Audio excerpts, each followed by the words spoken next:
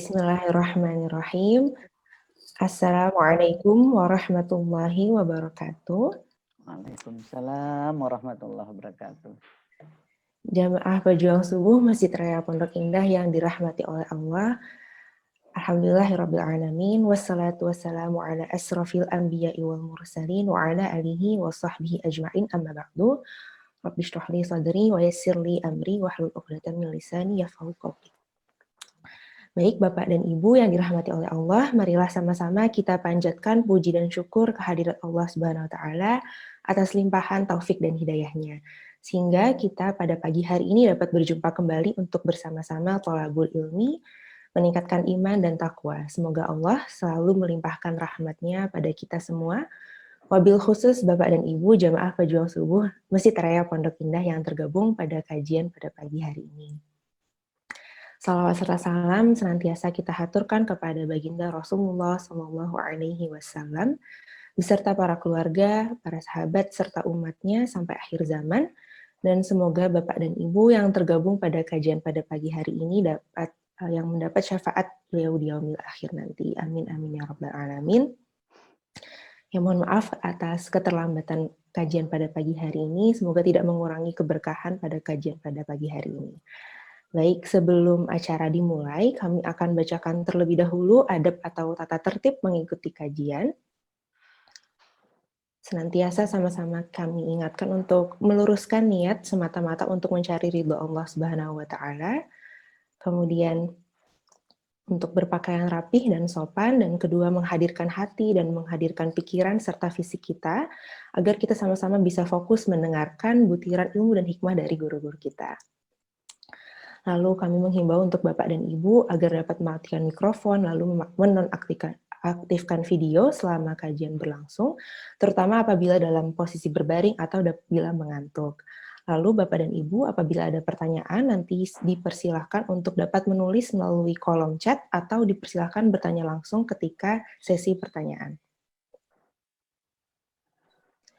Baik Bapak dan Ibu yang dirahmati oleh Allah, kajian hari ini akan dibersamai oleh Ustazah kita, Ustazah Dr. Hajah Isnawati Rais MA, dan insya Allah akan membahas tadabur surat Ali Imran ayat 21 sampai 25.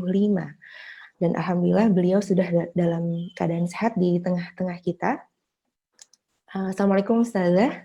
Waalaikumsalam warahmatullahi wabarakatuh. Alhamdulillah. Sehat Ustazah? Alhamdulillahirrabbilalamin. Oke, baiklah.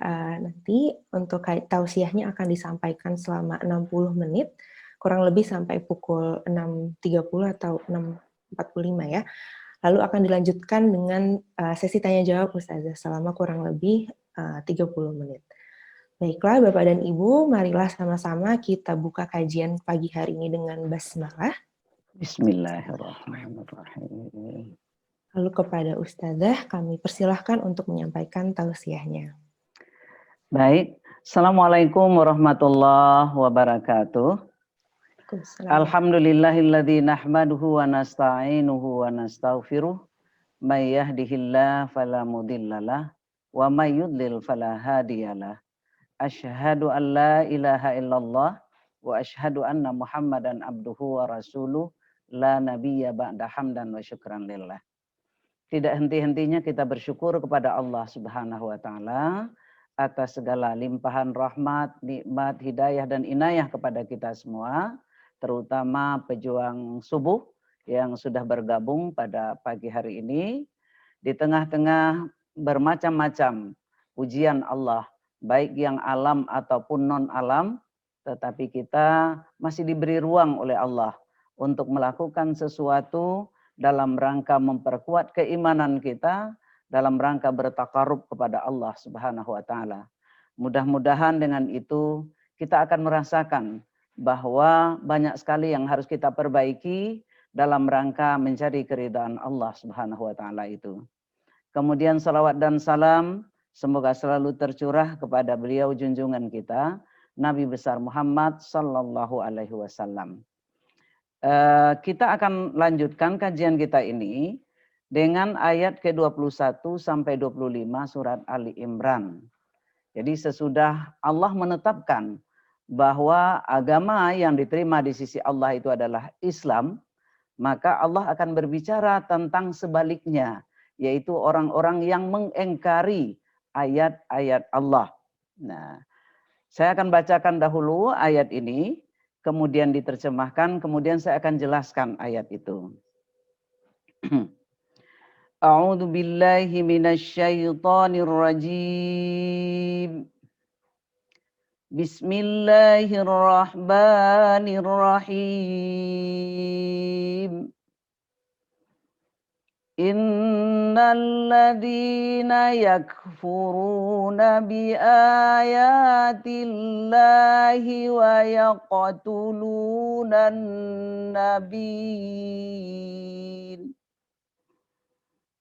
وَيَقْتُلُونَ النَّبِيِّينَ بِغَيْرِ حَقٍّ وَيَقْتُلُونَ الَّذِينَ يَأْمُرُونَ بِالْقِسْطِ مِنَ النَّاسِ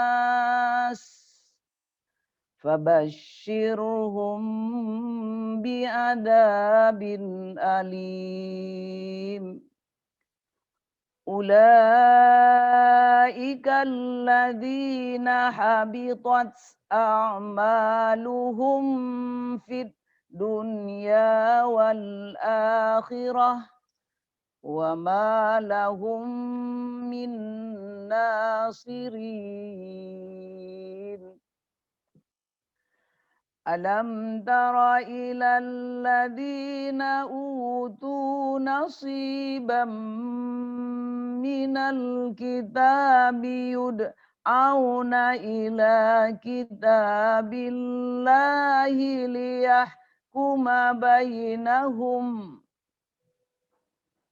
thumma yatawalla fariqum minhum wa hum mu'ridun. Dzalika bi annahum qalu lan tamassanan naru illa ayyama lan tamassanan naru illa ayyaman ma'dudat wa gharrahum fi dinihim ma kanu yaftarun. فَكَيْفَ إِذَا جَمَعْنَاهُمْ لِيَوْمٍ لَا رَيْبَ فِيهِ وَوُفِّيَتْ كُلُّ نَفْسٍ مَا كَسَبَتْ وَهُمْ لَا يُظْلَمُونَ. Shadaqallahul azim. Innal ladzina yakfuruna bi ayatillah. Sesungguhnya orang-orang yang engkar atau kafir atau mengengkari ayat-ayat Allah. Wa yaqtulunan nabiyyina bighairi haqqin. Dan membunuh para nabi tanpa dasar yang benar. Wa yaqtulunal ladzina ya'muruna bil qist. Dan mereka membunuh orang-orang yang menyuruh untuk berbuat adil. Fabashshirhum bi'adzabin alim. Maka gembirakanlah mereka dengan azab yang pedih. Lalu apa hukuman untuk mereka? Ulaikal ladzina habitat a'maluhum fid dunya wal akhirah. Mereka itu adalah orang-orang yang akan hilang atau lenyap pahalanya di dunia dan di akhirat. Wa ma lahum min nasirin, dan mereka sekali-kali tidak akan memperoleh penolong. Alam tara ilal ladina utu nasiban minal kitab. Tidakkah kamu memperhatikan orang-orang yang telah diberikan bahagian daripada kitab, yaitu Taurat? Mereka diseru kepada kitab Allah, supaya dengan kitab itu mereka menetapkan hukum-hukum di antara mereka. Kemudian yatawalla fariqum minhum, sebahagian dari mereka itu berpaling, wahum mu'ridun, dan mereka adalah orang-orang yang suka membelakangi. Dzalika bi annahum qalu, hal itu adalah karena mereka mengatakan lan tamassanan nar illa ayyamam ma'dudat, kami tidak akan disentuh oleh api neraka kecuali beberapa hari saja. Wa gharrahum fi dinihim ma kanu yaftarun, mereka telah diperdayakan dalam agama mereka oleh hal yang selalu mereka ada-adakan. Fa kaifa idza jama'nahum liyaumil la raiba fih, bagaimanakah nanti apabila mereka kami kumpulkan di hari kiamat yang tidak ada keraguan padanya. Wa wuffiyat kullu nafsim ma kasabat, dan disempurnakan kepada setiap orang balasan apa yang diusahakannya. Wahum la yuzlamun, dan mereka tidak dirugikan. Maha benar Allah dengan segala firman-Nya. Bapak dan Ibu yang dimuliakan oleh Allah, ayat ini berbicara tentang orang-orang Yahudi, orang-orang ahlul kitab, dalam hal ini Yahudi. Tetapi jangan dipahami bahwa ayat ini hanya untuk orang Yahudi. Kenapa? Karena ayat itu dikemukakan oleh Allah dalam bentuk umum. Ya, innalladzina yakfuruna biayatillah. Allah tidak menyebutkan secara spesifik di sini orang-orang Yahudi. Walaupun yang dikhitab awal atau yang dituju oleh ayat ini pertama kali adalah orang-orang Yahudi. Ya. Jadi ayat ini berlaku untuk kita semua. Andaikan apa yang diceritakan tentang orang Yahudi ini terjadi pada kita umat Islam, maka hukuman yang ditetapkan oleh Allah pada ayat ke-22 itu juga mungkin dan bisa akan terjadi pada kita. Bapak dan Ibu yang dimuliakan oleh Allah, di sini Allah menjelaskan, innalladzina yakfuruna biayatillah. Kalau dilihat di dalam tafsir Fathul Qadir karangan dari Imam Asy-Syaukani itu, alladzina yakfuruna biayatillah humul yahud, gitu ya. Jadi orang-orang yang mengingkari ayat-ayat Allah itu adalah orang Yahudi. Ya. Jadi yang dimaksud di sini secara khusus adalah orang Yahudi. Tetapi seperti yang saya katakan tadi, bahwa kita harus memandang lafaznya adalah lafaz umum, berarti berlaku juga untuk kita. Mereka mengingkari ayat-ayat Allah. Dalam bentuk apa mereka mengingkari ayat-ayat Allah itu? Adalah dengan memutarbalikkan ayat-ayat Allah, menyembunyikan yang tidak mereka sukai dari ayat-ayat Allah, menukar posisi ayat-ayat Allah. Nah, ini yang mereka lakukan. Jadi apabila ayat-ayat Allah itu sesuai dengan hawa nafsu mereka, mereka terima. Tetapi apabila tidak sesuai dengan hawa nafsu mereka, maka mereka engkari dalam bentuk yang seperti tadi itu. Nah, misalnya ketika zaman Rasulullah SAW, di mana para orang-orang Yahudi itu menyembunyikan ayat-ayat yang berbicara tentang siapa Nabi Muhammad SAW, bagaimana sifat-sifat mulianya. Nah, ini mereka sembunyikan dan ada yang mereka putar balikkan. Dan ada lagi di antaranya adalah apabila mereka itu menemukan satu persoalan di dalam masyarakat mereka. Tetapi mereka tidak ingin menjatuhkan hukuman sesuai dengan apa yang ditetapkan oleh kitab mereka, maka mereka tidak akan laksanakan hukuman itu. Nah, kira-kira kalau dibawa ke kita ini, yakfuruna bi ayatillah ini, tidak melaksanakan apa yang diperintahkan oleh ayat, tidak menjauhi apa yang dilarang oleh ayat, lalu kemudian itu ada dalam hati kita, bahwa kita tidak suka melakukannya, itu termasuk yakfuruna bi ayatillah, mengingkari ayat-ayat Allah. Karena itu adalah kebalikan dari kepatuhan atau ketakwaan kepada Allah Subhanahu wa taala. Kemudian yang kedua, wa yaqtulunan nabiyyin. Nah, ini juga oleh para mufasir dipahami dua. Yang pertama adalah kisah. Ya, kisah tentang Bani Israel sebelum Nabi Muhammad. Mereka membunuh para nabi. Di antara yang populer kisahnya itu adalah pembunuhan terhadap Nabi Zakaria. Ada lagi kisah yang lain, Nabi Yahya.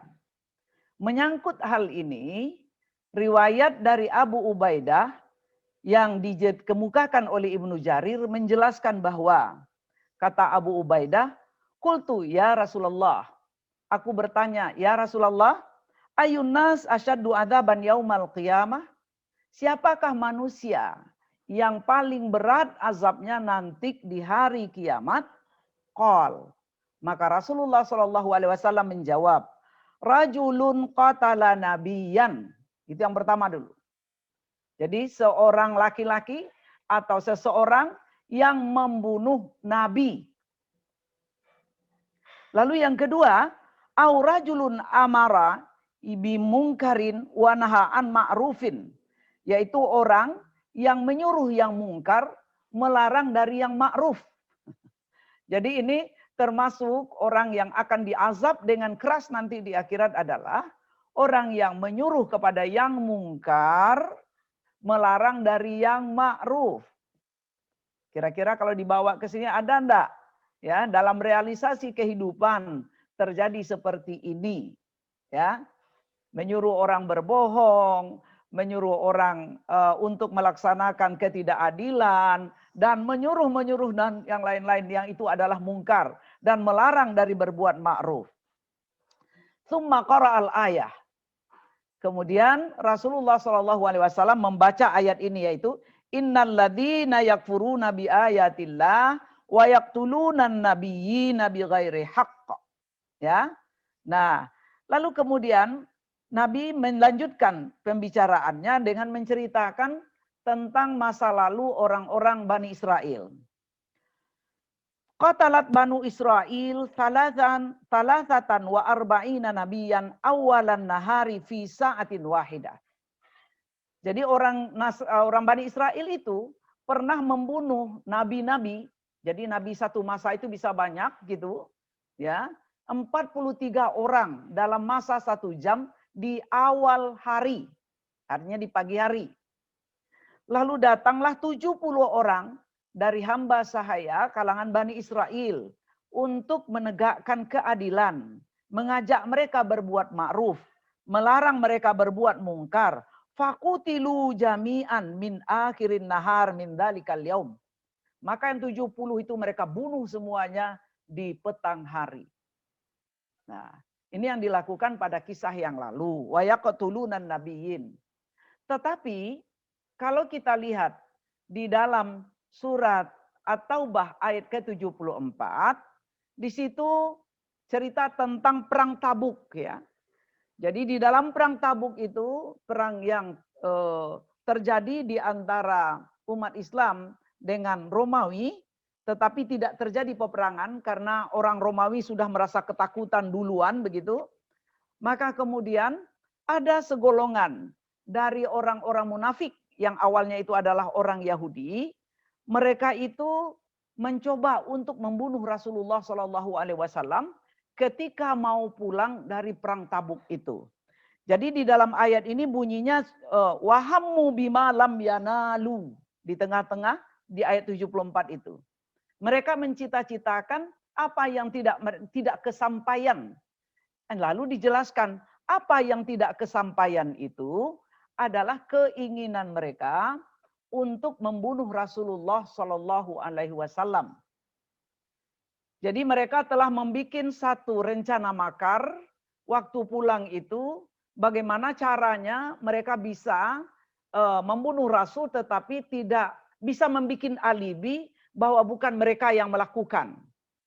Nah, jadi Nabi telah diberitahu oleh malaikat Jibril pada waktu Nabi mengambil jalan arah mendaki ke bukit, sementara para sahabat yang lain disuruh oleh Nabi untuk mengikuti jalan yang lapang.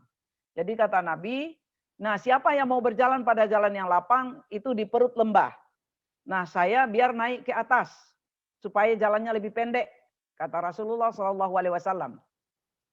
Pada waktu berjalan seperti itu, Nabi meminta Ammar bin Yasir serta Huzaifah untuk mendampingi beliau. Nah, ketika mendaki bukit itu, kedengaran oleh Huzaifah yang di belakang untanya Nabi, ada orang lagi seperti bertinju begitu. Nah, lalu Huzaifah melihat ke belakang. Nabi kelihatannya sudah paham betul apa yang akan terjadi. Huzaifah halau mereka. Lalu Huzaifah dengan tongkatnya yang bengkok ujungnya menghalau orang itu. Lalu kemudian orang itu ditimbulkan ru'ba, rasa takut di dalam hati mereka.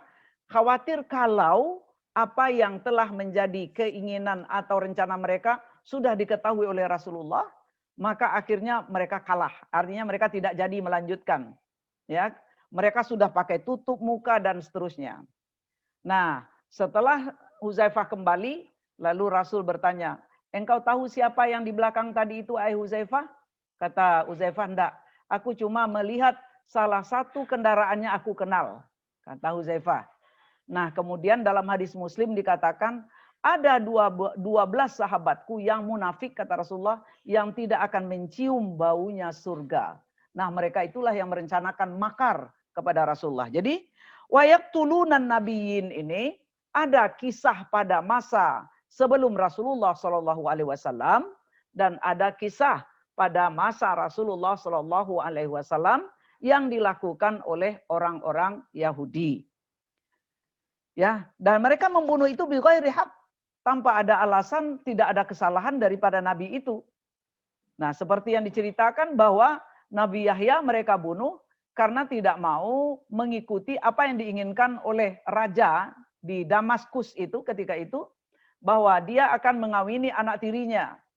Lalu kemudian Nabi Yahya tetap berpegang bahwa itu adalah perkawinan yang tidak sah, tidak boleh. Nah, kemudian Nabi Yahya dibunuh. Kemudian wayaqtuluna alladziina ya'muruna bil qisti minan nas. Mereka membunuh orang-orang yang menyuruh untuk berlaku adil. Ya, orang-orang yang mendakwahkan kebenaran. Makanya Rasulullah Shallallahu alaihi wasallam mengatakan afdalul jihad atau khairul jihad, sebaik-baik jihad itu atau seberat-berat jihad itu adalah qaulu haqqin, ya, mengatakan perkataan benar terhadap pemimpin yang zalim. Ya. Nah, jadi ini yang terjadi, bahwa orang yang mengatakan satu kebenaran, orang yang meluruskan, orang yang mengoreksi, itu kemudian dibunuh. Jadi pembunuhan itu kalau di sini adalah pembunuhan fisik. Tetapi pada zaman modern bisa saja pembunuhan karakter dilakukan oleh orang-orang yang berkuasa untuk membungkem supaya orang-orang tidak lagi melakukan tindakan-tindakan atau orang tidak lagi mendakwahkan kebenaran. Orang sudah takut untuk mengatakan kebenaran. Jadi pantas Nabi mengatakan bahwa dakwah atau sebaik-baik jihad itu adalah mengatakan perkataan yang benar kepada pemimpin yang zalim. Kenapa? Karena risiko yang akan dihadapi adalah mati. Jadi kalau tidak sesuai dengan apa yang mereka inginkan, maka kemudian mereka akan bungkem itu. Nah, inilah 3 hal yang disebutkan oleh Allah Subhanahu wa taala tentang orang-orang yang akan mendapatkan hukuman itu. Yang pertama adalah mengingkari ayat-ayat Allah, ya. Yang kedua membunuh para nabi tanpa ada alasan, dan yang ketiga membunuh orang-orang yang meluruskan, yang mengajak untuk berlaku adil. Nah, jadi kita harus mencoba untuk melihat ya sampai hari ini kalau ini terjadi, hukuman Allah pasti akan datang, ya. Maka kata Allah apa? Fabasyirhum bi'adzabin alim. Gembirakan. Sebetulnya kalau basyiran itu berita gembira, tapi ini adalah untuk cemoohan ini. Ya, gembirakan mereka dengan azab yang pedih. Jadi mereka sudah dijanjikan oleh Allah akan mendapatkan azab yang pedih apabila satu dari tiga ini dilakukan. Mengingkari ayat-ayat Allah dilakukan, fabasyirhum bi'adzabin alim. Membunuh nabi, kalau kita sekarang tidak membunuh nabi, tetapi apa? Ya, membunuh ajaran nabi. Ya. Jadi orang sangat benci dengan apa yang diajarkan oleh nabi. Kalau kita berkata, wah itu kan normatif, ya, itu kan tidak sesuai dengan zaman lagi. Nah, itu juga membunuh. Membunuh dalam artian yang personifikasi begitu, mempersonifikasikan pembunuhan itu. Nah, lalu kemudian yang ketiga adalah tidak bisanya orang mengatakan lagi kebenaran dan takut untuk mengucapkan kebenaran karena setiap orang yang mengatakan kebenaran akan dibunuh. Jadi hukuman yang pertama adalah fabasyirhum bi'adzabin alim. Jadi mereka diberikan semacam kabar gembira atau gembirakan mereka bahwa mereka akan mendapatkan azab yang pedih. Nah, kalau kita lihat di dalam surat Al-Anfal ayat ke-30 senada dengan ini, wa id yamkuru bikal ladina kafaru liyutsabbituka aw yaqtuluk. Ini orang kafir Quraisy, ya. Dan ingatlah ketika orang kafir memikirkan daya upaya ya untuk menangkapmu, aw yaqtuluk atau membunuhmu. Nah, ini adalah bagaimana mereka bermusyawarah ya untuk melakukan tindakan-tindakan yang akan mematikan dakwah Nabi Muhammad SAW yang ujungnya Nabi berhijrah ke Madinah. Kemudian yang kedua, setelah diberi kabar gembira dengan azab yang pedih, ulaikal ladzina habitat a'maluhum fid dunya wal akhirah. Jadi, kalaupun mereka melakukan kebaikan-kebaikan, maka amal mereka itu semuanya hapus. Tidak ada sama sekali dinilai oleh Allah Subhanahu wa taala. Kenapa? Karena pangkal daripada diterimanya amal itu adalah iman. Sekarang iman itu yang tidak mereka miliki. Mereka engkar. Ya. Lalu melakukan tindakan-tindakan yang tidak baik. Jadi karena mereka tidak beriman, maka segala kebaikan yang mereka anggap baik telah mereka lakukan, habitat a'maluhum fid dunya wal akhirah. Jadi dihapus oleh Allah nilai dari amal-amal yang mereka lakukan.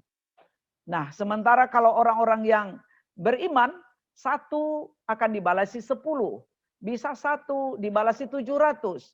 Atau adha'afa mudha'afa. Tidak ada batasnya diberikan oleh Allah. Tetapi untuk orang yang tidak beriman, maka habitat a'maluhum fid dunya wal akhirah. Sia-sia sama sekali. Lalu yang ketiga hukumannya adalah wa ma lahum min nasirin. Jadi mereka tidak akan menemukan orang-orang yang akan menolong mereka dari azab Allah itu. Apalagi nanti di akhirat, jangankan orang yang menolong, mereka sendiri pun tidak bisa menolong dirinya. Jadi orang yang engkar terhadap ayat Allah, membunuh para nabi, membunuh orang yang menyampaikan kebenaran atau mengajak kepada keadilan, diberi hukuman 3 oleh Allah. Adzabun alim, diberi kabar gembira dengan azab yang pedih. Yang kedua, habitat a'maluhum. Dan yang ketiga, wa ma lahum min nasirin. Baik, kita lanjutkan ayat 23.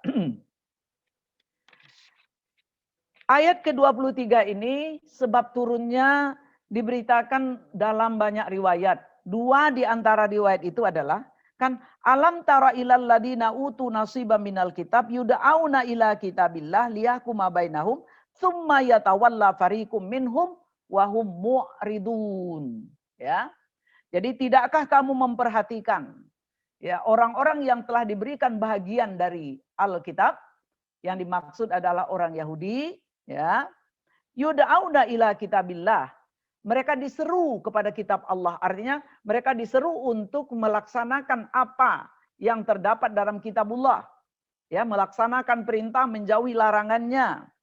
Tetapi ya, untuk memutuskan perkara pun diharapkan begitu. Tsumma yatawalla fariqum minhum. Kemudian segolongan dari mereka itu berpaling dan mereka memang selalu membelakang. Nah, sebab turun ayat ini yang pertama adalah diriwayatkan dari Ibnu Ishaq bahwa Rasulullah Shallallahu Alaihi Wasallam datang ke halaqah orang-orang Yahudi yang sedang berbicara tentang Taurat. Nah, lalu kemudian setelah Nabi datang ke halaqah mereka, ke pertemuan mereka itu, maka salah seorang di antara mereka yaitu Nuaim bin Amir dan Al-Haris ibnu Zaid, dua orang, bertanya, "Hai Muhammad, engkau itu beragama apa sih?" Nah, pertanyaannya, beragama apa sih engkau? Dijawab oleh Rasulullah, "Aku berada pada agama Ibrahim dan millahnya Ibrahim."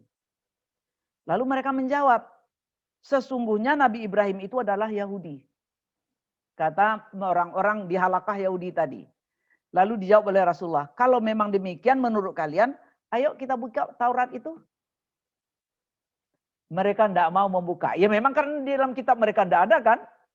Nah itu sebab turun yang pertama. Kira-kira bisa dipahami ya. Nah jadi yang pertama itu adalah ketika mereka mengklaim bahwa Nabi Ibrahim itu Yahudi. Lalu kata Nabi Muhammad SAW, "Ayo kita buka kitab Anda, kitab Taurat." Nah mereka tidak mau membukanya karena memang tidak ada di situ. Nah, kemudian sebab turun yang kedua adalah peristiwa perzinahan yang terjadi di kalangan orang terhormat di kalangan Yahudi itu. Di dalam kitab Taurat dijelaskan bahwa hukuman untuk pezina itu satu-satunya adalah rajam sampai mati. Ya. Jadi rajam itu badan dibenamkan atau dikuburkan separuh, lalu kemudian dilempari dengan batu kecil-kecil sampai mati. Nah, itu yang ada di kitab mereka.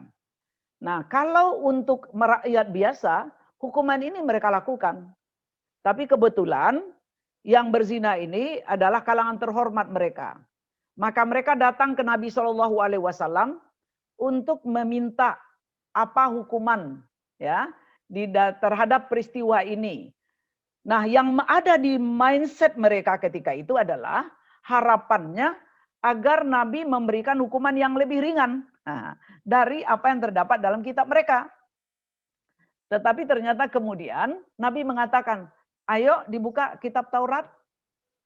Apa hukumannya untuk kalangan Yahudi yang melakukan perzinahan?" Nah, mereka kemudian berpaling dari itu. Jadi mereka yang mengagung-agungkan mengatakan, "Kami hanya beriman kepada Musa, tidak beriman kepada Isa dan Muhammad.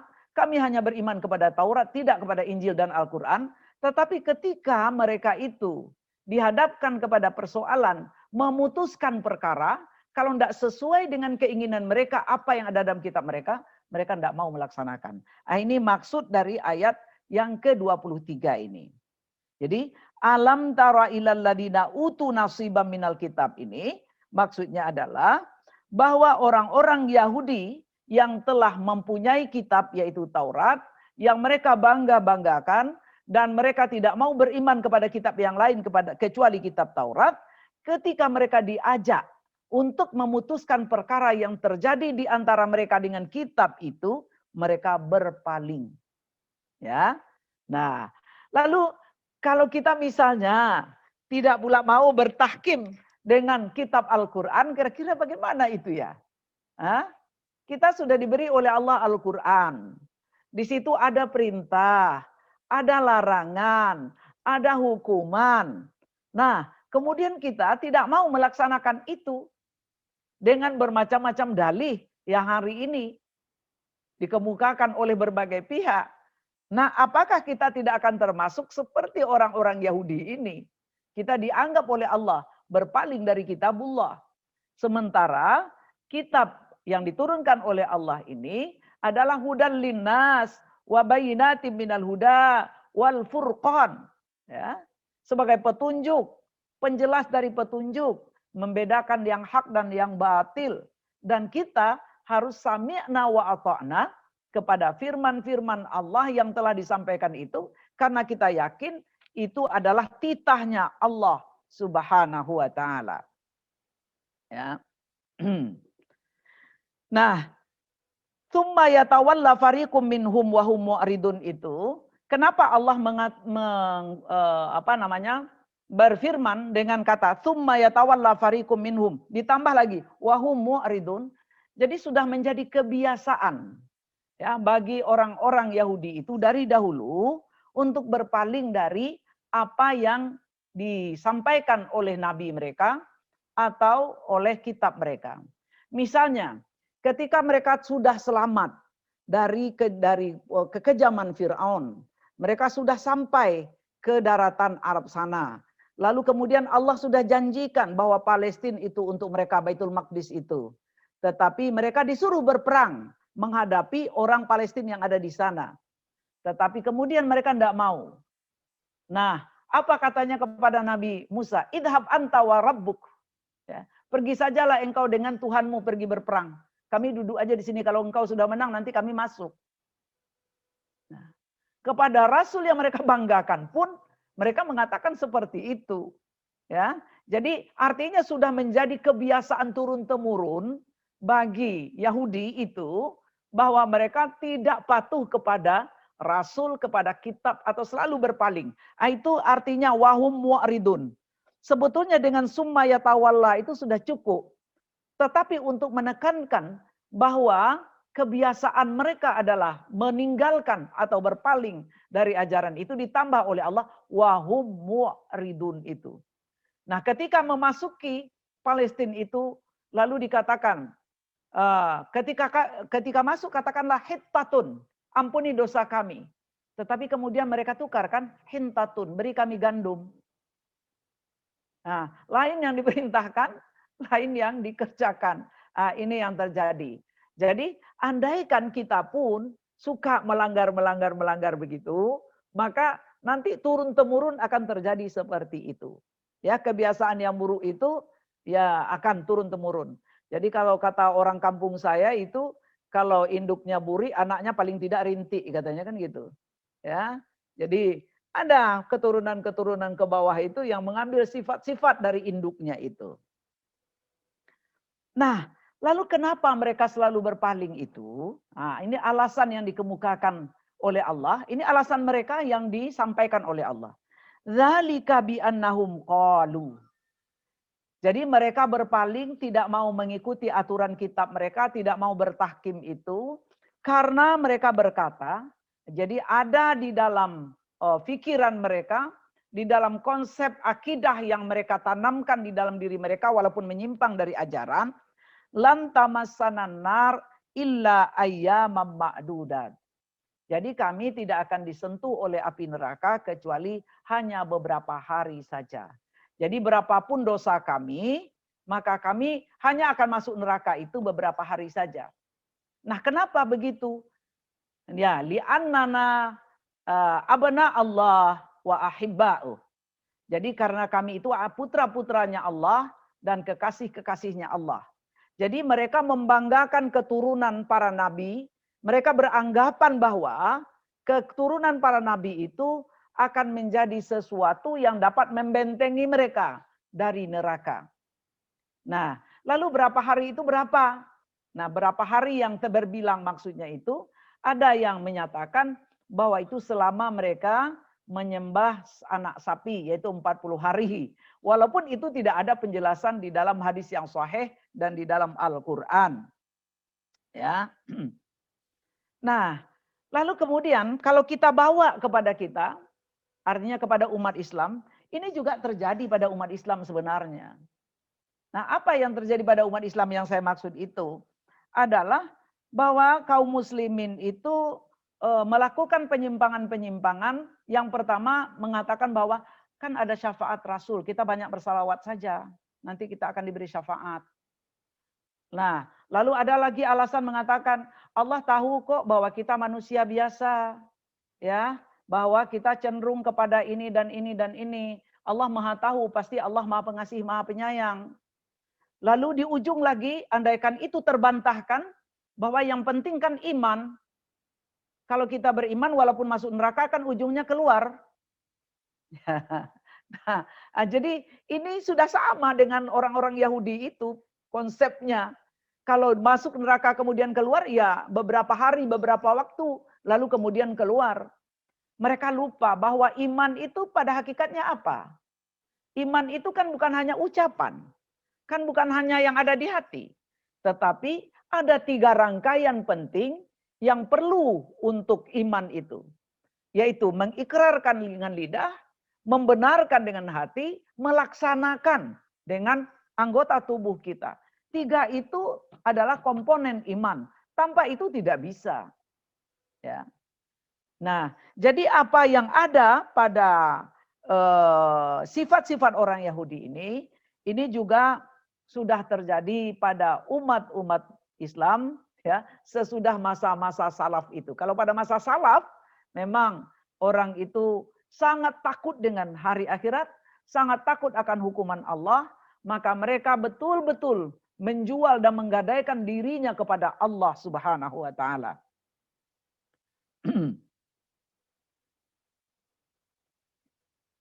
Nah, kita tahu bahwa ini mungkin terjadi adalah karena pemahaman yang kurang atau karena kecintaan kepada dunia yang sangat tinggi.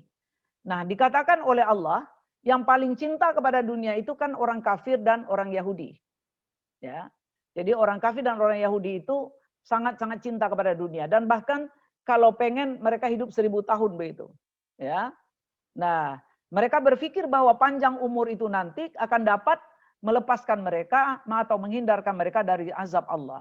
Tetapi Allah sudah katakan bahwa kita akan mendapatkan kemenangan itu adalah lewat perjuangan. Dan perjuangan itu dijelaskan oleh Allah bahwa laha ma kasabat wa alaiha maktasabat. Ya. Jadi apa? Tangan yang mencincang, bahu yang memikul, kan begitu? Jadi kalau kita kerjakan apa, Allah akan membalasi. Yang baik akan dibalasi baik, yang tidak baik akan dibalasi tidak baik. Jadi jangan sampai berangan-angan, ya, yang kosong itu dengan berharap kepada Allah bahwa Allah akan memberikan kemudahan. Itu adalah orang-orang yang ahmak namanya, orang-orang yang bodoh. Karena orang yang cerdas itu adalah banyak mengingat mati, banyak persiapannya untuk sesudah mati, kata Rasulullah SAW. Sementara orang yang bodoh itu melupa-lupakan bahwa dia akan mati, lalu berangan-angan akan kasih sayang Allah. Jadi mereka tidak beramal tetapi ingin mendapatkan keuntungan dari Allah Subhanahu wa taala. Lalu kemudian Allah menegaskan, kenapa mereka mengatakan lan tamassanan nar illa ayyaman ma'duda tadi itu? Wa gharrahum fi dinihim ma kanu yaftarun. Jadi mereka telah diperdayakan dalam agama mereka disebabkan oleh apa yang mereka ada-adakan. Jadi mereka terbujuk oleh tamaknya terhadap dunia, lalu kemudian mereka berbuat macam-macam pelanggaran terhadap Allah dengan bersandarkan bahwa kami adalah hamba yang mulia yang dilebihkan oleh Allah. Pada kalangan kami banyak para rasul, lalu ada lagi janji dari Allah kepada Nabi Ayub bahwa seberapapun dosa kaummu nanti tidak akan dihukum oleh Allah kecuali sesaat saja, seberapa saja. Nah, itu janji itu cuma mereka ada-adakan sebenarnya. Allah tidak menjanjikan begitu kepada Nabi Ayub. Ya. Kalau kita lihat lagi di dalam surat Al-Baqarah yang sudah kita pelajari dahulu, ayat 80 kan, senada dengan ini, wa qalu lan tamassanan naru illa ayyaman ma'dudah. Jadi mereka berkata, kami tidak akan disentuh oleh api neraka kecuali beberapa hari saja. Lalu apa kata Allah? Qul attakhadtum indallahi ahdan? Apakah kamu mendapatkan janji dari Allah bahwa demikian halnya? Fala yukhlifallahu wa'dah. ahdah. Kalau memang begitu Allah pasti tidak akan melanggar janjinya.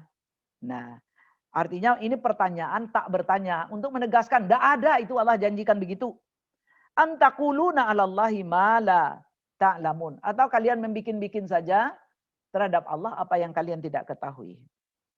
Ini ayat ke-24 yang menjelaskan alasan kenapa mereka itu berpaling dan selalu berpaling itu karena menganggap diri mereka mulia, mereka kekasih Allah, mereka putranya Allah, mereka keturunan Rasul, betapapun dosa mereka hukumannya sebentar saja.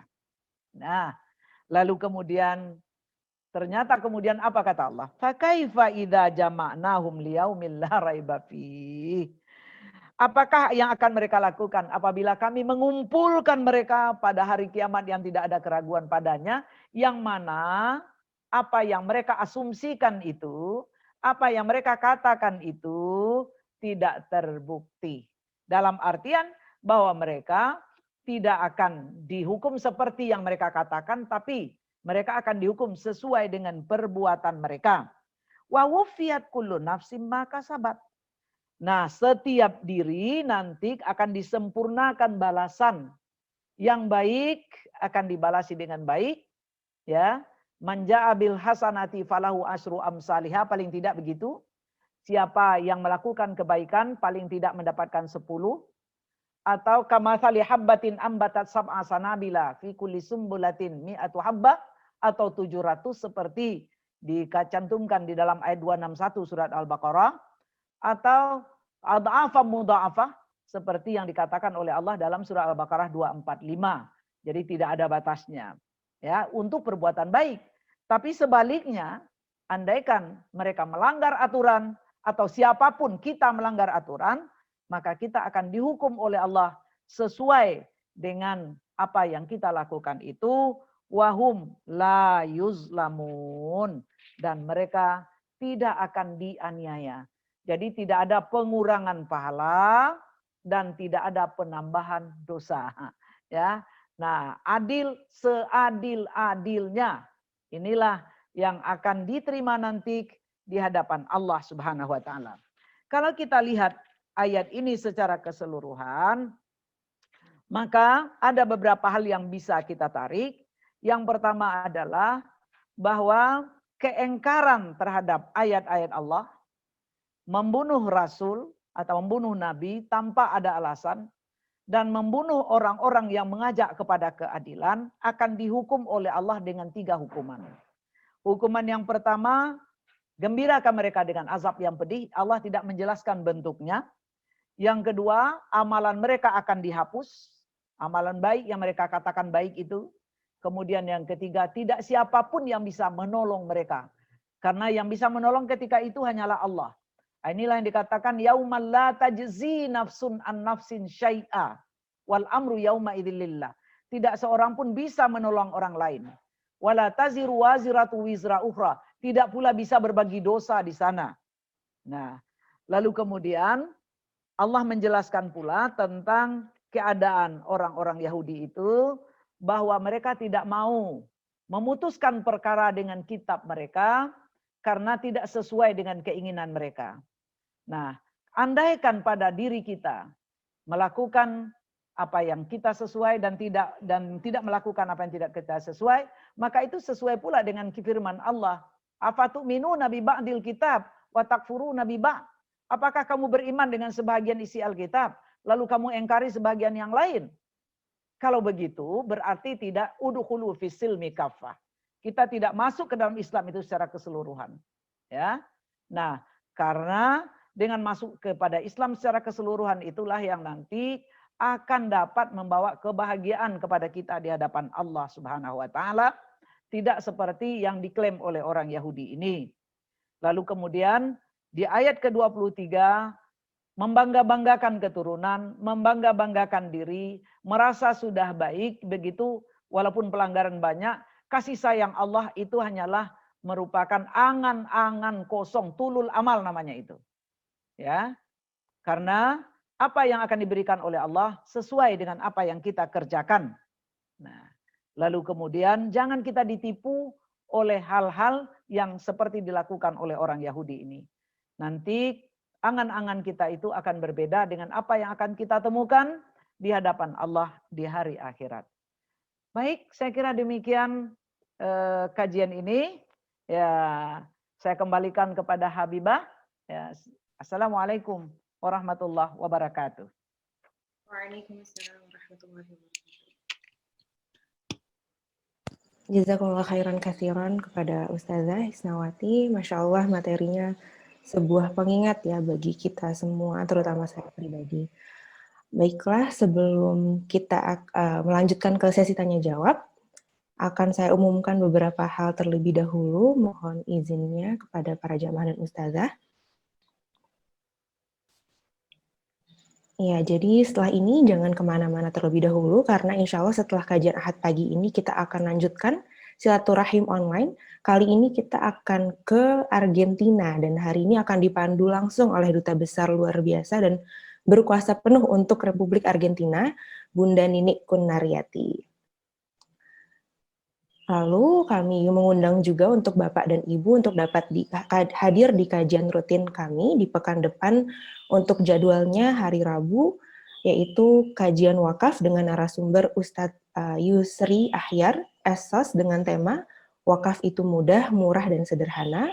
Lalu untuk hari Jumat akan dilanjutkan gerakan membaca Al-Quran Tartil bersama Ustadz kita, Ustadz Dr. Andes Uci Armisi. Lalu untuk hari Sabtu, kami akan lanjutkan kajian Tauhid dengan narasumber Syekh Ahmad Al-Misri dengan tema Kehidupan Memberiku Pelajaran. Lalu untuk Ahad pekan depan, kami akan lanjutkan kajian tafsir dengan narasumber Ustadz Syahrudin dengan tadabbur surah Ali Imran lanjutan dari ayat hari ini. Jadi jangan lupa untuk hadir. Lalu alhamdulillahirrahmanirrahim, kegiatan sosial pejuang subuh dengan bakso sembako tahap 11, terutama untuk saudara kita yang terdampak pandemi, akan dilaksanakan pada akhir bulan Februari. Lalu untuk Bapak dan Ibu, kami undang untuk partisipasinya dalam kegiatan sosial ini, dan untuk meringankan beban saudara kita yang terpapar efek ekonomi dari pandemi. Bagi Bapak dan Ibu yang ingin berpartisipasi, baik donasi sembako maupun donasi dakwah, dapat menghubungi langsung ke Bendahara Pejuang Subuh Bapak Irwan, dengan nomor HP yang tertera di layar, atau dapat langsung transfer ke rekening Pejuang Subuh Masjid Raya Pondok Indah dengan nomor rekening yang tertera di layar. Kemudian kami umumkan beberapa kegiatan dari Masjid Raya Pondok Indah. Yang pertama ada Tahsinul Tilawah Al-Quran, yang dibersamai oleh Ustadz kita, Ustadz Dr. Andes Uci Armisi, akan dilaksanakan pada hari setiap Senin. Kemudian yang kedua adalah classical training online, yaitu pengantar menulis bahasa Arab dan bahasa Al-Quran. Bersama Ustadz kami juga, dan insya Allah akan dilaksanakan pada hari Rabu dan hari Sabtu. Bagi Bapak dan Ibu yang ingin mendaftar atau ingin ikut, dapat ketik tahsin lalu kirim ke nomor yang tertera, atau jika ada pertanyaan dapat langsung menghubungi Bapak Edi Cahyono di Divisi Pendidikan kami. Setelah itu, jangan lupa untuk hadir juga di Bedah Iqra. Ini sudah masuk ke batch 4, akan dilaksanakan setiap hari Ahad, yaitu langkah mudah tahsin dan tilawah Al-Quran bersama Ustadz kami, Dr. Andes Uci Armisi. Dan yang terakhir adalah Tarjim Al-Quran, yaitu classical training untuk menerjemah Al-Quran yang dilaksanakan pada hari Ahad bersama Ustadz Dr. Andes Uci Armisi. Dan seperti yang tadi diumumkan, untuk pendaftaran dapat langsung menghubungi nomor yang tertera di layar. Selain itu, kami apabila ada pertanyaan atau ada hal yang ingin diklarifikasi dapat menghubungi langsung di admin dengan nomor 0811 1730114. Baiklah, sekian untuk pengumuman dan maklumat pada pagi hari ini. Kita langsung masuk ke sesi yang ditunggu-tunggu, yaitu sesi tanya-jawab.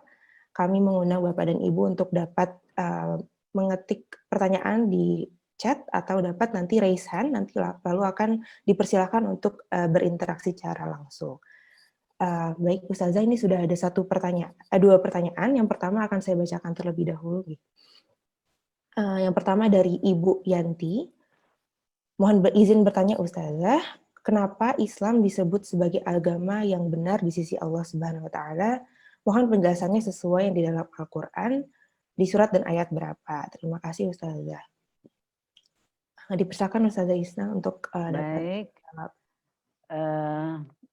Baik Bu Yanti, barangkali pada minggu yang lalu sudah dijelaskan itu ya, bahwa inna dina indallahil Islam, ya, bahwa agama yang diterima di sisi Allah itu adalah Islam.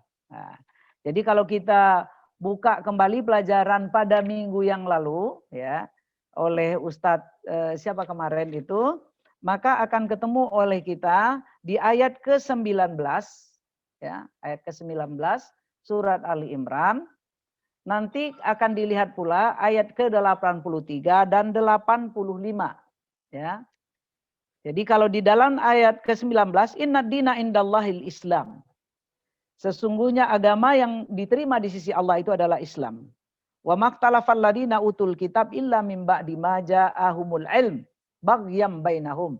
Jadi ahlul kitab tidak menerima itu karena adanya kedengkian pada diri mereka. Nah, kemudian dapat kita lihat lagi di dalam ayat ke-83 dan 85. Nah, di dalam ayat ke-83 itu Allah mengatakan afaqaira dinillahi yabghun ya walahu aslama man fis samawati wal ard tau'an wa karha. Ya, apakah mereka mencari ya agama selain daripada agama Allah? Padahal telah berserah diri kepada Allah itu semua yang ada di langit dan di bumi, ada yang dengan sukarela ataupun dengan terpaksa. Kemudian di ayat ke-85 menegaskan bahwa siapa yang mencari agama di luar Islam tidak akan diterima.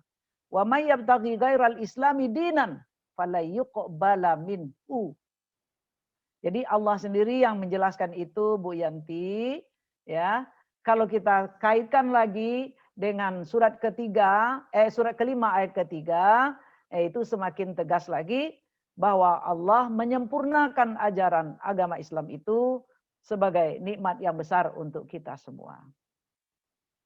Gitu Bu Yanti.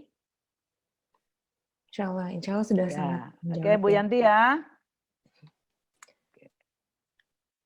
Baik, kami lanjutkan untuk pembacaan pertanyaan. Yang kedua ini dari Bapak Hendar.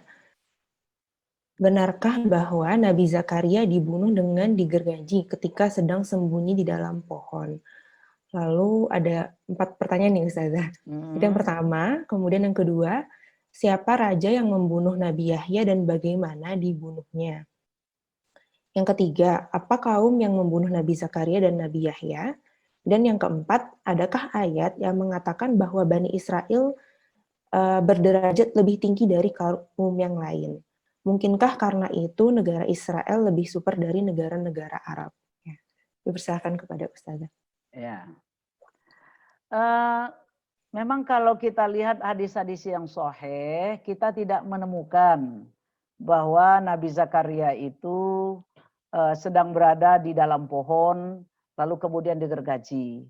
Tetapi banyak riwayat yang menceritakan, ya, terlepas dari kesahihannya, bahwa pekerjaan Nabi Zakaria itu adalah tukang kayu.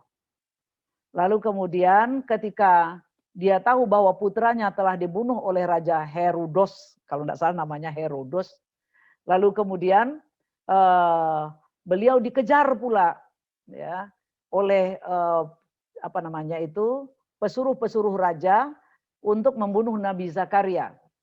Nah, lalu Nabi Zakaria meminta kepada Allah agar ada iblis yang memberikan informasi bahwa pohon itu akan bisa memberikan perlindungan kepadamu. Nah, lalu diceritakan lagi ketika Nabi Zakaria sudah masuk ke dalam, lalu bajunya digunting oleh si iblis.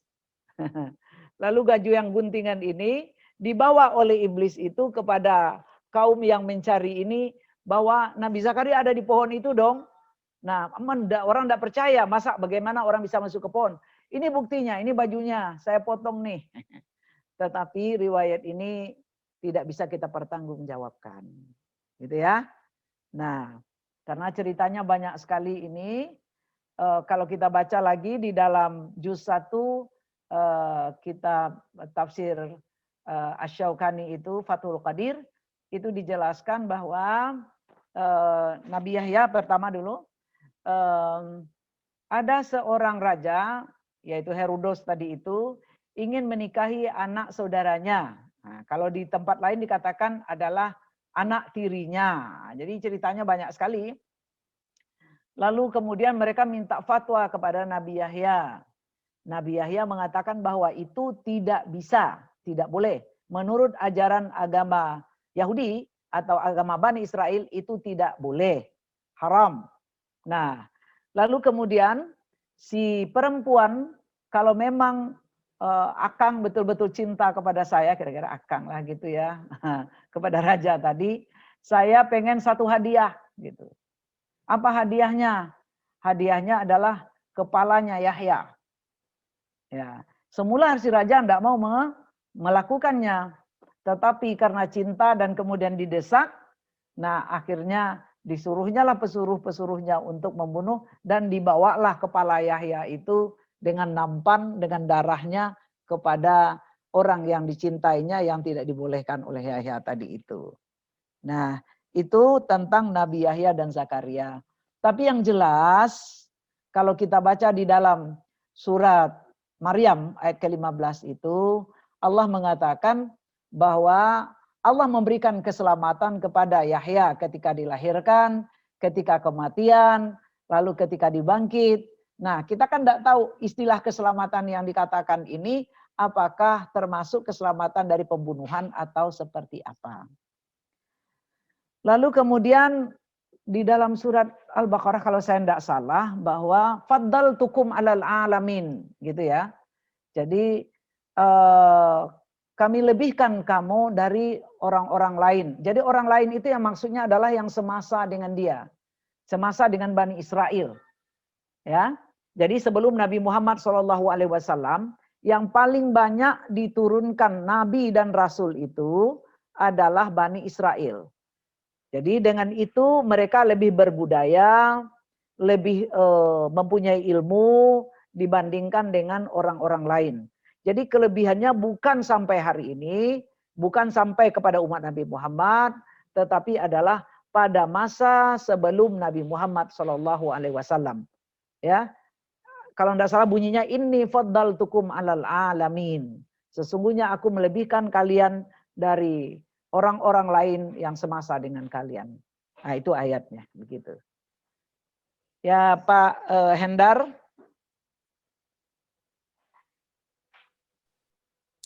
Ya, insya Allah sudah jelas ya untuk yang bertanya tadi Pak Hendar. Baiklah, ini ada satu dari forum yang hendak bertanya langsung. Coba kami ya kepada Bu Anisha dipersilakan open mic dan bisa langsung disampaikan pertanyaannya. Assalamualaikum warahmatullahi wabarakatuh. Apakah kedengaran suara saya? Kedengaran Ibu Anisha. Salam sehat Ibu, semoga Ibu sehat. Untuk jemaah. Amin. Amin rabbal alamin.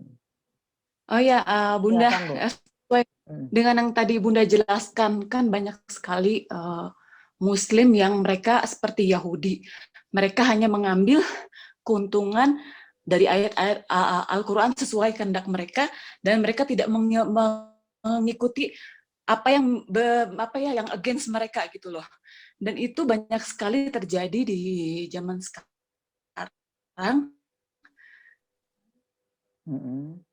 Sendiri juga ada di teman-teman dekat sendiri. Dan untuk menghadapi, saya suka memberitahu, tapi mereka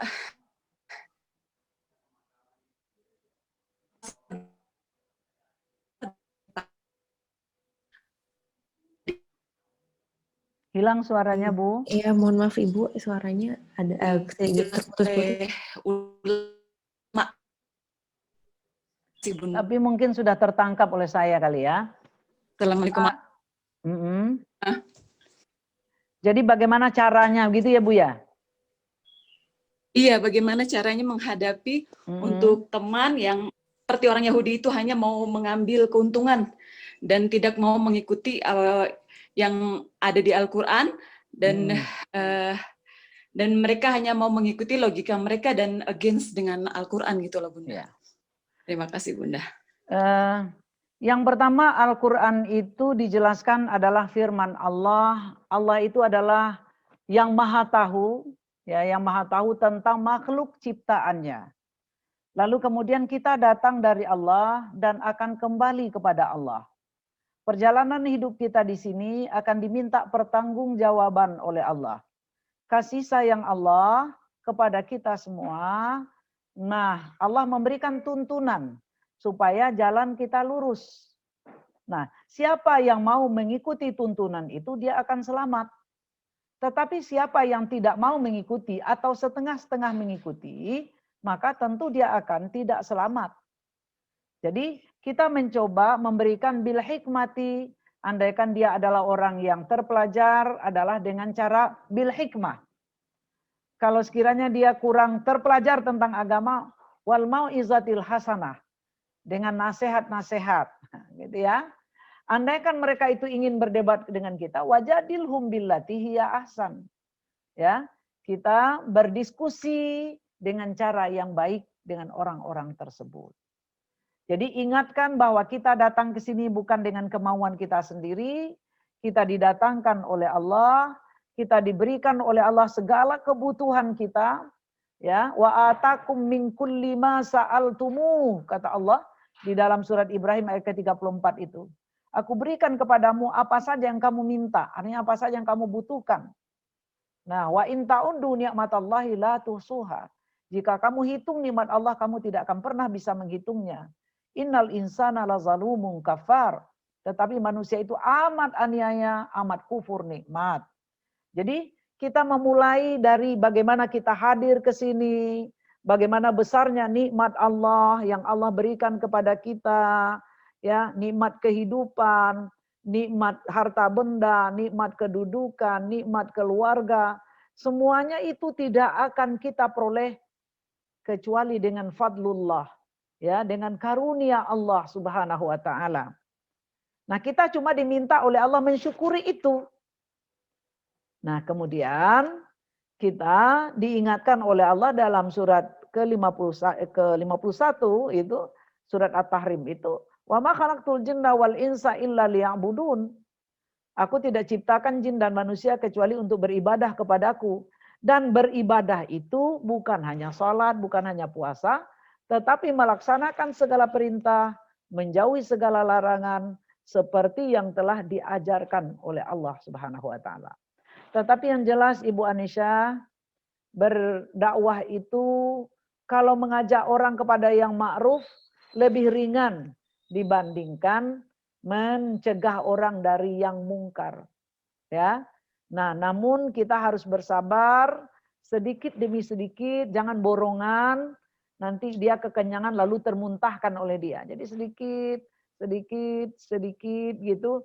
Insya Allah dengan niat yang ikhlas dan pertolongan Allah, mudah-mudahan bisa terterima oleh mereka.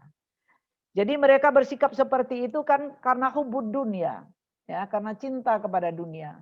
Sadarkan bahwa dunia ini akan kita tinggalkan atau kita ditinggalkan oleh dunia. Jadi dua saja kemungkinannya dengan dunia itu. Yang pertama kita yang meninggalkan, yaitu wafatnya kita, atau kita ditinggalkan oleh dunia itu. Ditinggalkan oleh harta seperti yang terjadi, ya, ada gempa, rumah yang dibikin susah payah hancur. Ada banjir dibawa hanyut oleh banjir. Ada longsor tertimbun longsor. Nah, jadi kita harus yakin dan seyakin-yakinnya bahwa dunia ini fana, akan kita lewati dan kita tinggalkan hendaknya dalam keadaan selamat, ya, dengan penerimaan yang baik dari Allah. Radhiyallahu anhum wa radu'an. Jadi kira-kira begitu Ibu Anisha, sedikit. Insya Allah. Bagaimana Bu Anisha? Ini jamaah dari Meksiko ya Ibu Anisha ini ya? Ya, alhamdulillah sudah menjawab ya insya Allah ya. Semoga kita dimudahkan, dilembutkan hati kita untuk dapat terus mentaati dan menjauhi larangan. Assalamualaikum. Tanya nggak? Oh ya, waalaikumsalam. Waalaikumsalam warahmatullahi wabarakatuh. Ini Pak Habil bukan? Silakan Pak. Ya, assalamualaikum. Waalaikumsalam warahmatullahi wabarakatuh. Ya, Ibu Ustazah, menarik sekali kajian pada pagi hari ini mengenai Ali Imran 21 sampai 24. Ada hal yang perlu saya bertanyakan kepada Ibu, pada Ustazah, yaitu bahwa pada prinsipnya manusia ini kan penduduk akhirat semua. Tadinya penduduk akhirat. Terus kita ditempatkan muka bumi, kan? Sebagaimana di dalam surat Al-Hadid 1 ayat 1 sampai 3 bahwa semua yang di langit dan di bumi adalah bertasbih atau beribadah kepada Allah Subhanahu wa taala. Ya. Terus yang keduanya adalah bahwa Allah yang mematikan dan menghidupkan. Ya. Ini adalah ayat-ayat yang sangat erat kaitannya dengan yang ada pada surat Al-Imran 21 dan 24. Yang perlu saya mencoba menggarisbawahi kepada Ustazah, kepada Ibu, adalah apakah layak seorang Muslim, saya tidak bicara Islam, karena tidak semua orang Islam itu adalah jadi Muslim.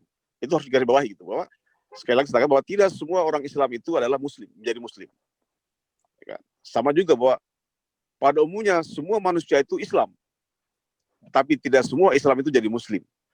Nah, semoga kita yang hadir di kajian pagi ini menjadi Muslim semua, Islam tapi Muslim. Dan yang paling penting juga Ibu Hajah, bahwa alangkah tidak layaknya kalau ada seorang kiai atau ulama yang menyatakan bahwa semua manusia itu akan masuk surga, yang penting dia bisa berbuat baik. Artinya apa? Bahwa semua agama itu adalah sama. Nah, ini mungkin perlu penegasan kembali kepada Ustazah supaya menyampaikan bahwa tidak semua agama sama. Ya, itu yang saya ingin tanya kepada Ustazah, gimana pandangannya Ustazah soal ini. Terima kasih. Wassalamualaikum warahmatullahi wabarakatuh. Waalaikumsalam warahmatullahi wabarakatuh. Baik, Pak Habil tadi ya Pak Habil. Allah sendiri telah mengatakan bahwa semua agama itu tidak sama. Ya, makanya di dalam ayat 19 surat Ali Imran tadi Allah menegaskan innad dina indallahil Islam. Ya, bahwa agama di sisi Allah itu adalah Islam. Jadi di luar dari itu tidak diterima, disesuaikan seperti yang dicantumkan di dalam ayat ke-85 surat Ali Imran juga.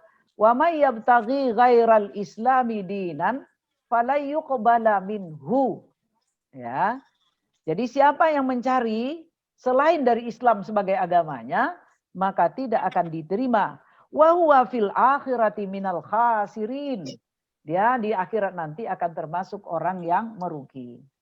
Jadi kita memahami dan bisa menerima pluralitas agama. Bahwa memang banyak agama manusia. Itu sudah merupakan sunnatullah. Tetapi kita tidak bisa menerima pluralisme. Ya, yang mengatakan semua agama itu sama benarnya. Ya, semuanya akan masuk surga. Alasan mereka adalah surat Al-Baqarah kalau saya tidak salah ayat 62. Nah, ini tidak bisa, tidak cocok dimasukkan itu. Itu adalah sesuai dengan masa mereka. Kuncinya adalah siapapun mereka awalnya, kemudian mereka beriman kepada Allah, ya, lalu melaksanakan apa yang diperintahkan, maka itulah yang akan masuk surga. Ya. Tetapi kalau mereka menyembah patung, mereka tidak percaya kepada Nabi Muhammad, pintu gerbang Islam tidak dimasukinya, maka tidak akan diterima. Ya. Jadi kalaupun maaf yang membicarakan itu adalah orang penting di negeri ini, seorang menteri begitu, ya kita tidak peduli dia menteri atau apa. Yang penting adalah sesuai enggak dengan apa yang diajarkan oleh Allah. Ya, jadi kita harus kembali kepada kitabullah, kepada sunnah Rasulullah SAW. Jadi intinya Pak Habil, saya mengatakan bahwa itu tidak bisa diterima. Karena Allah menyatakan satu-satunya agama yang diterima oleh Allah itu hanyalah Islam. Gitu ya Pak?